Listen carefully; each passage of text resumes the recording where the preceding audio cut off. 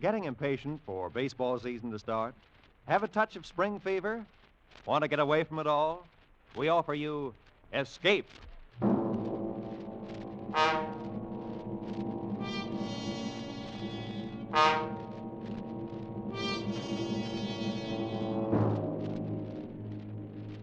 You are in mid-ocean, aboard a jinx ship.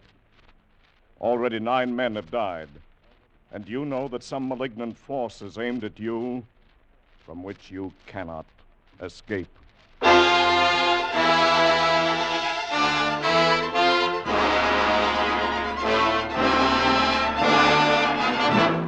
Escape, designed to free you from the four walls of today for a half hour of high adventure.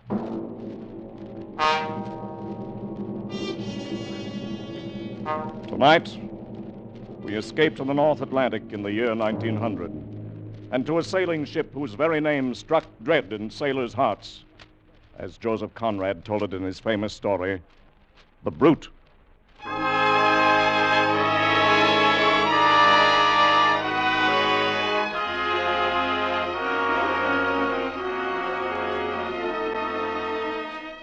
You could never tell it just by looking at her, proud and strong and beautiful on the outside. You couldn't see the black heart inside of her, and you'd never know she'd killed at least 12 men and maybe more. But I knew her for the murdering she-devil she was. I saw her the day she killed her first one, and I was there too when she finally made her big mistake and killed the wrong person. But that was a long time later. Oh, she had a name all right. But after that first day, her first killing, nobody but the family ever used it again. Everyone else from that day on would look at her half afraid and half snarling, and they called her the Brute.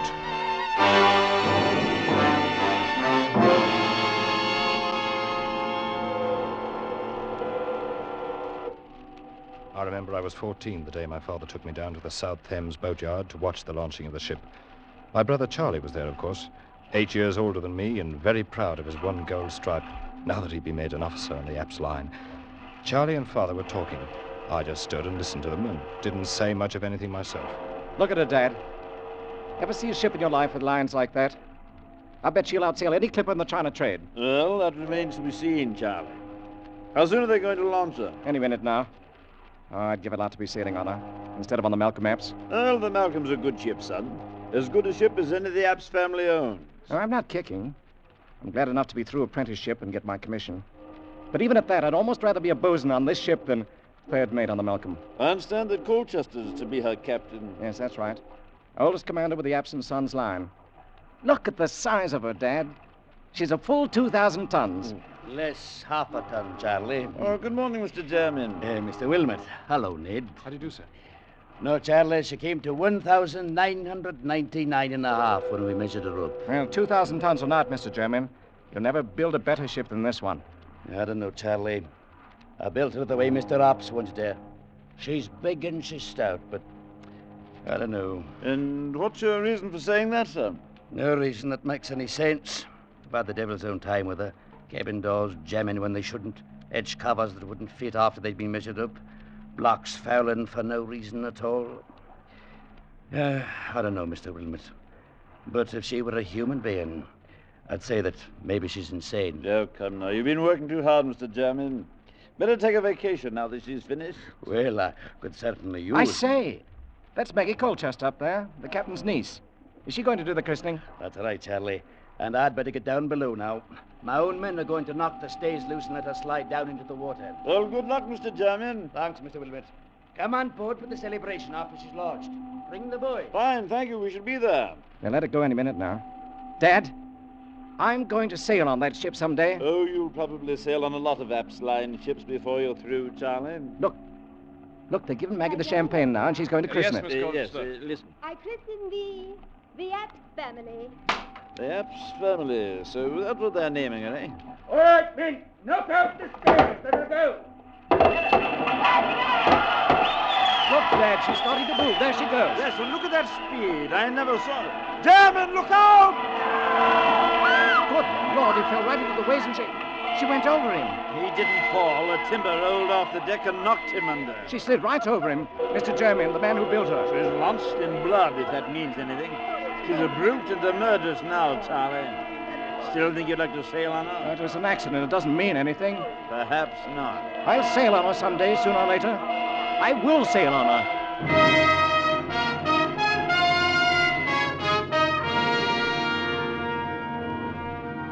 Well, the way things worked out, I was the one to sail on her first instead of Charlie. He'd gone on out to the Orient aboard the Malcolm. And 6 months later, when I started my apprenticeship, I found the company had assigned me to report to Captain Colchester on the Apps family, or the Brute, as everybody was calling it privately. There was some kind of mix-up in the sailing orders, and by the time I came on board, a tug already had a line on the big sailing ship and was starting to ease her stern first out into the channel. All right now, ease ahead there. Pick up the slack. Captain Colchester was at the taffrail shouting orders to the tug captain, and the mates were forward somewhere, handling the check line. You've got the slack now. Haul away. I stood at the waist, waiting for a chance to report in, and watching a young fellow about my own age, who was doing something or other up aloft on the mizzenmast above me. The tug had drawn the line out taut, but the ship hadn't started to move yet. You've got no way on her yet. Turn your engine up to full speed. The tug was churning the water to froth, and the hawser was tight as a bowstring, but we still didn't move. Keep her up. Hold that on first throttle. Then suddenly the ship gave a lurch and started back like a bucking horse. The men forward had no chance to ease the check cable, and a second later it snapped. The ship plunged on back and then sheered over to bring up with a smash against the pierhead that knocked me sprawling on the deck. And at that moment, the lad who'd been working aloft on the mast crashed down onto the deck not 10 feet away from me. And he lay there without moving. Give a hand up here on my waist, mate. Young Hawkins just fell out of the tops. Hey. That's too bad. Is he dead, Captain Colchester? He's dead, boy. You get a hold of yourself. Don't stand there trembling. You never seen anybody die before? Yes, sir. On the day they launched this ship. Oh, Jermaine, eh? You're young Ned Wilmot, I suppose, the new apprentice. Yes, sir. And no doubt you may have heard the ship called by an unpleasant name once in a while. Yes, sir. The Brute. Well, you'll be kind enough to remember while you're aboard that her name is the Apps family, and she's had her share of accidents, the same as any other ship. Is that quite clear? Yes, sir. Now get along forward with you and stow your gear away on the forecastle. You'll take over young Hawkins' duties for the time being. Yes, sir.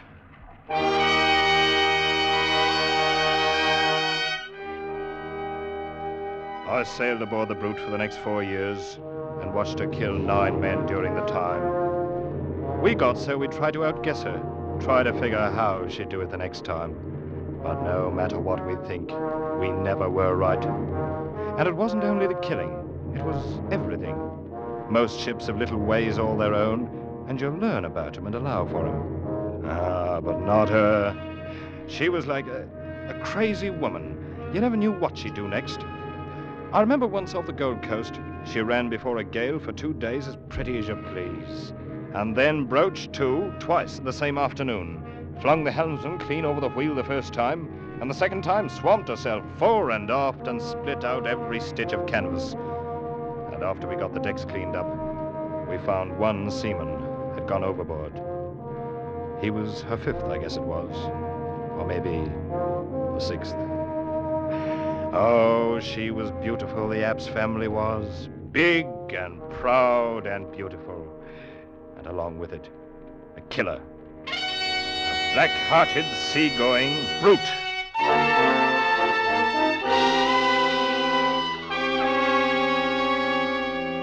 My brother Charlie was on the China run all that time. First on the Malcolm and later on the Lucy Apps. But we never happened to hit port on the same time. Finally, the time of my apprenticeship was up. We boomed into London at the end of the trip, and I went before the board for my papers. I guess they figured anybody who could stay alive for 4 years on the Brute must be a seaman. Anyway, I passed, and Mr. Apps handed me my sailing orders along with the commission. I was assigned as 3rd mate to Captain Colchester on the Apps family. Well, congratulations, Ned. Glad you're going to stay with us. Thanks, Captain Colchester. You've been a hard-working apprentice, and I've no doubt but you'll be a good officer. In fact, we have a man on board who'll make sure of that. Why? What do you mean, Captain? Got a new first mate on this trip. Come in, Charlie. Charlie? Well, hello there, youngster. I say, you've been doing a bit of growing the last 5 years. Charlie, I didn't even know you were in port. Been in for a week down country, though. I hear you fooled the board. Careful, man. You're talking about your own third mate. Yes, so they tell me. Well, you'll be jumping lively on this trip, my boy. Easy, easy. Don't forget, I know this ship and you don't. And I'll learn it quick enough. Been wanting the chance for a long time. And between us, I think we can even break this jinx. Lads, there'll be no talk of a jinx on this trip. At least not in the cabin as long as Maggie's going along. Maggie? Who's Maggie? Ask your brother. I think he's the one who talked her into the trip. Although she claims it's for her health. I'll leave you two to get acquainted. We'll be about 10 days loading if you've got any plans. What's he talking about, Charlie? Who's Maggie? His niece, Maggie Colchester. You remember her, the girl who christened the ship? Oh, of course. Ollie, Well, you're hasn't not... Dad told you where I've been spending shore leaves for the last year and a half? No, Charlie, I didn't know anything about it. Well, then let me show you something. Here. Now, if I have my way, Maggie'll be wearing this before the trip's over. Here, take a look. Blimey, that's all right. Yes, I bought it in Cape Town. It's a blue-white diamond set in platinum. Is it big enough to go on a finger? Oh, it's big enough, all right. And that's where it's going if I can talk her into it. And who's going to talk who into what, Charlie? Maggie, I was, saying that, I hoped I could talk you into going ashore for dinner with me. Oh, where you now? You big liar. Oh, Maggie, this is my brother Ned. Ned, this is Maggie. How do you do? And are you one of the officers, too? I'm the new third mate. Well, I certainly hope you're more truthful than your brother. Maggie. Whose invitation to dinner I am accepting with pleasure. Oh, really? See you both later. All right, you are. About an hour. Charlie, she's lovely. Well, she's more than that, Ned. She's everything as far as I'm concerned. Well, in that case, good luck. I hope you get her. Well, we'll see about that. Anyway, with Maggie aboard, we've got to make sure this jinx ship stays on good behavior for once. It'll be the first time if she does. And it's the first time we've had both the Wilmots on board together. We'll tame her down, Ned. We'll make her calm and peaceful as an old workhorse. Just you wait and see if we don't.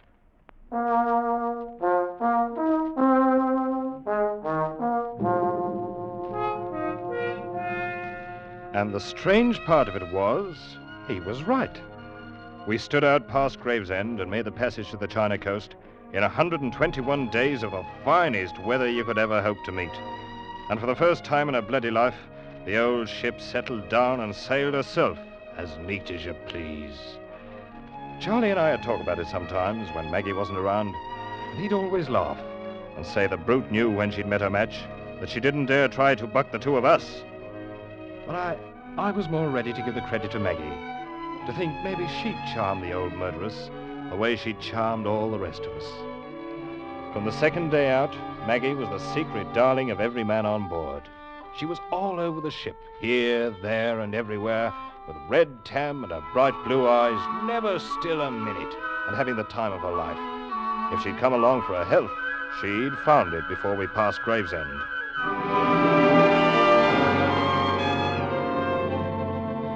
We raised a storm on the passage back and ran 4 days in a heavy gale. I stood by and held my breath, ready for anything, and nothing happened. The old lady, App's family, held up her head and sailed along like a seagull. Any time before, she'd have buried her gunwale in the quartering seas, but now, all the water she shipped you could put in a teacup. 109 days from Hong Kong, we raised the Dungness Light, and early the next morning picked up a tug off Sheerness for the long tow upriver to London. The ship followed along on the tow line like a puppy on a leash, and we moved slowly up the river past Gravesend. All of us were glad to be home, but Maggie most of all, I think, because she'd never been at sea so long before. I had to smile at the way she danced around in the bows, picking out one landmark after another as we came to them, sometimes standing up on the spare anchor we'd taken in on the foredeck in order to get a better look at the riverbanks ahead. She wasn't wearing the ring yet, but I knew she was going to and was only teasing Charlie as long as possible. What's wrong, Ned?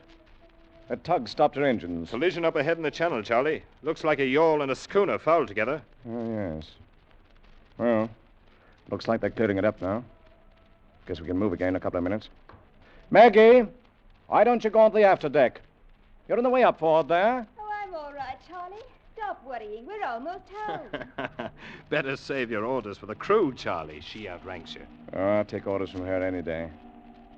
Yes. We are almost home, Ned. We've had a lucky voyage. It's the first halfway peaceful trip I've ever made in the old brute. Oh, I told you we'd tame her down. She's turned over a new leaf, Ned. Well, it won't last long if she keeps on sheering off there and drifting back down the channel. Huh? Oh, yes. And we're heading straight for those fishing smacks. Better have the tug start up and hold a taut line on her. I've seen her do this before. Yes. Ahoy, the tug! Take up the slack and get her straight in the channel. Hold her against the current. Any other ship would have held steady for the 2 or 3 minutes we stopped, but not the old Epps family. And now, when the tug tightened up in the hawser, pulling at an angle across her bows, she wouldn't respond, wouldn't budge. The old girl wanted her own way. She was just as stubborn as ever. Ahoy, the tug! We're still drifting. Open up to full speed. Confound her. Never saw a ship act like this. The heavy hawser was pulled so tight it was humming, and Tug's pedals with her engines full whipped up the water like a mill race. And then it happened. The heavy towing chock tore loose from the deck. The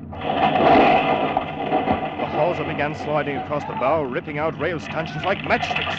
Then I saw it was going to sweep under the flukes of the spare anchor, the anchor that Maggie was standing on. Maggie! Get off that anchor! Look out! Charlie! She tried to jump clear, but she was too late. The great anchor had tipped up on its side, clasped her about the waist like a monstrous arm of steel. It had carried her with it, and swung down and over and smashed against the side of the ship. She went into the water. Take charge of the deck, Ned. I'm going in after her. Ned! Ned, was that Maggie? Yes, sir. She's overboard, Captain Colchester. Maggie. Oh, the dirty, murdering brute. Now it's women she's killing. Let go the port anchor! Hold the ship as she is and get the boats over! I hadn't told Charlie, and I didn't say anything about it to Captain Colchester. But I stood there, and I knew it wasn't any use. Because I'd seen the way the heavy anchor had carried her over, and then swung in to smash her against the bow before it dropped her into the water. And I'd seen the way that water beneath the bow was all colored red.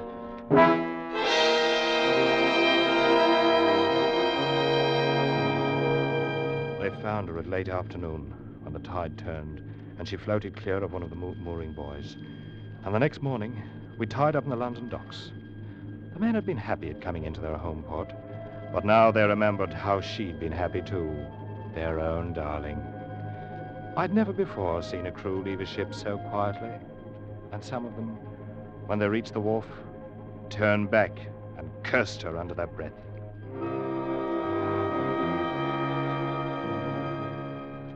Finally, it was only Charlie and I, alone on the quarterdeck, and Captain Colchester was below somewhere in the cabin.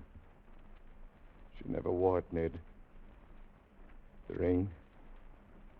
She never wore it. But she would have, Charlie. I know she meant to. She was just having a little fun with you, that's all. With all of us on board, why did the brute have to go for Maggie? Why? I guess there's not much answer for that. She was everything I wanted. Everything. Yes, Charlie. I know. I talked her into making the voyage. It was my idea.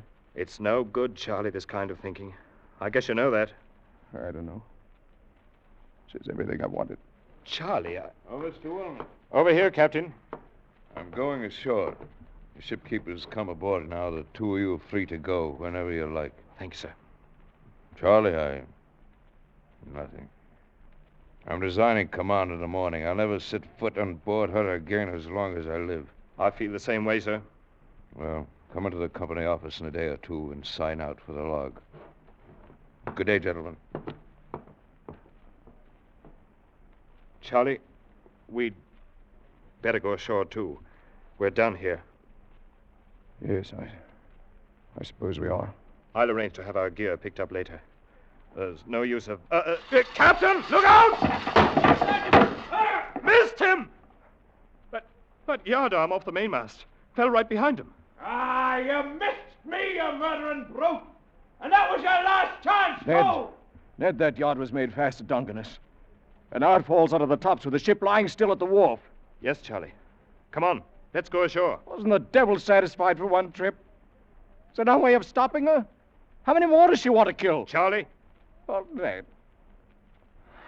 Ned, take me home.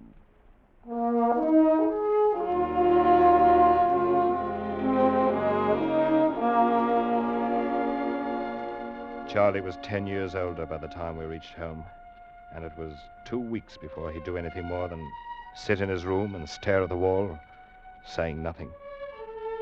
Captain Colchester carried out his threat and resigned from the company the morning after we docked, and I filed my application for a transfer. The Epps family was reloaded and ready to sail, but she stayed on lying at the wharf with nobody to take her out. And that's the way things stood for 2 weeks, until one morning a bombshell dropped.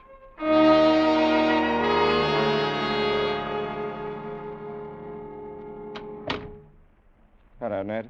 Charlie, I wondered where you went this morning. And I left the house early. How do you feel? Fine. Ned, Mr. Epps tells me you've applied for a transfer. Another ship. Well, yes, I did, as a matter of fact. You saw old man Epps? Yes, I stopped in at the office this morning. Ned, it's up to you, of course, but I hope you'll change your mind. Not a chance. The ship sails tomorrow morning. Oh, so they finally found somebody crazy enough to take her out? Yes, they did. Me. You? You're going to skip with the Brute? That's right, Ned. But I it's thought... a short voyage, North Atlantic run. Be awfully glad to have you along. Somebody I can depend on if you feel like signing on again. Charlie! Of course, it's up to you. All right, Charlie. I'll sign on again. Be glad to.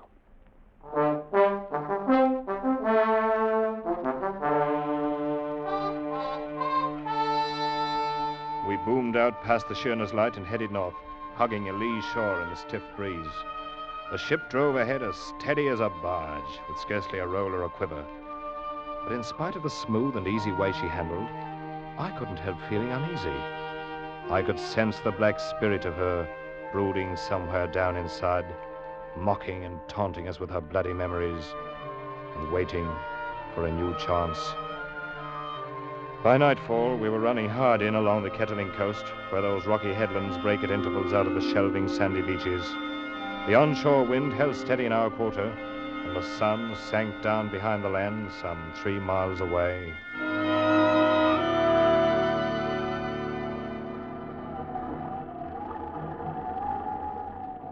It wasn't quite full dark yet when Charlie sent for me. I came up to where he was standing alone near the wheel. Is that you, Ned? Right, Charlie. Bosun said you wanted to see me. Yes. I did send for you, Ned. Hold her steady as she goes, close to the wind. Aye, sir. I've been standing here, thinking about Maggie, Ned. How she'd scrambled around over the decks, making friends with everybody, having the time of her life. Charlie, you've got to stop it. No, I'm all right. I like to think about her. It's this ship and all the memories around it. It's what I was afraid of. No, it's all right. Ned, I want you to take charge of the crew and give an order. Of course, you'll question the order, but you'll carry it out anyway. Do you understand? What's the order, Charlie? Have all hands prepared to abandon ship. What? But why? There's nothing wrong. Mr. Wilmot, it is not an officer's place to question an order by the captain. You'll do as you're told. Yes, sir. You can give the order now, Mr. Wilmot. Charlie, I can't let you... Very well, Captain. All hands on deck! Stand by the boats! Prepare to abandon ship! All right, helmsman. Find your place in the boats. I'll take over the wheel. Aye, sir. You don't know what you're doing, Charlie. We're in no danger. There's no reason to abandon ship. You're always in danger aboard this black-hearted brute. I'll put on the quarter now. You can get the boats in the water when she yields. Hurry on. Steady! Going on the quarter! Easy on. All right. Now. All hands! Lower boats! We shouldn't have any trouble running ashore to that beach there at the south. Hey, what about you? I'll hold her steady until everybody's clear. You'd better go over the side. Your boat's standing there. Oh, no, not until you do. I'm staying with you, Charlie. Don't be a fool, Ned. I'm doing this alone. No, Charlie, not while I'm here. Mr. Wilmot, you will abandon ship and take charge of the boats in the water, and that's an order. Charlie, I can't... Mr. Wilmot! Very well, Captain. That's the spirit, lad. And to obey orders and step lively. And you'll be a seaman yet. Good luck, Ned. Thanks, Charlie. Stand by for you in the boat. Of course, lad. Fine. Bye. I slipped over the gunwale and dropped down into the boat that trailed alongside on a line from the rail. I'd hardly hit the bottom when the line slackened. I knew Charlie had cut us loose from the ship. He was alone on her now, alone in the night sea, with a black brute.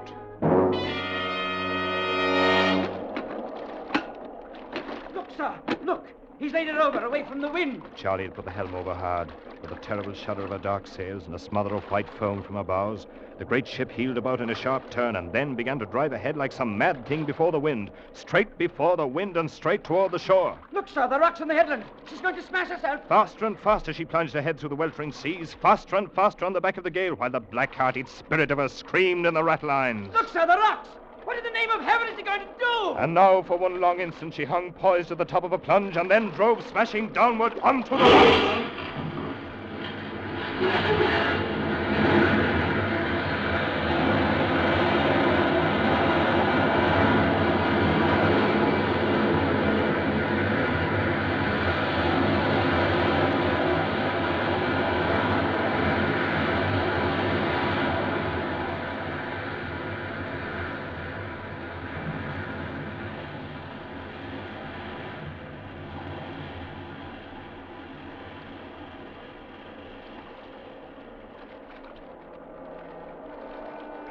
We stood by, as close as we dared, for 3 hours, while the killer ship pounded herself to bits in the surging sea.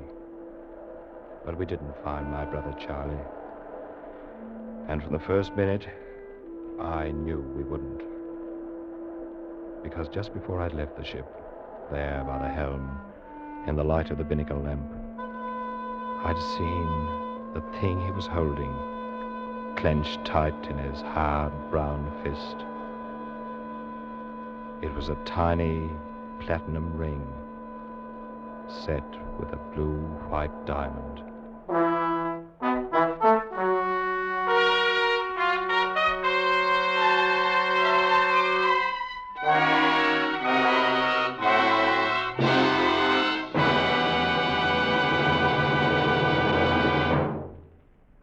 Escape is produced and directed by Norman MacDonald, and tonight brought you The Brute by Joseph Conrad, adapted for radio by Les Crutchfield, featuring Dan O'Herlihy as Ned Wilmot and Eric Rolfe as Charlie Wilmot, with Nina Cowden as Maggie, Jeff Corey as Captain Colchester, Wilms Herbert as German, and Parley Bear as the father.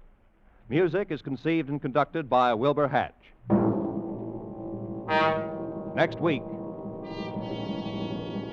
You are far into the remote hill country of Afghan, caught in an ambush by the fierce Pathan tribes, trapped in a hopeless fight from which there seems no escape.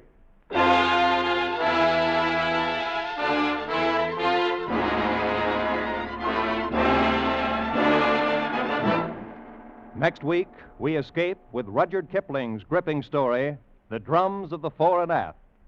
Good night, then, until the same time next week, when once again we offer you Escape.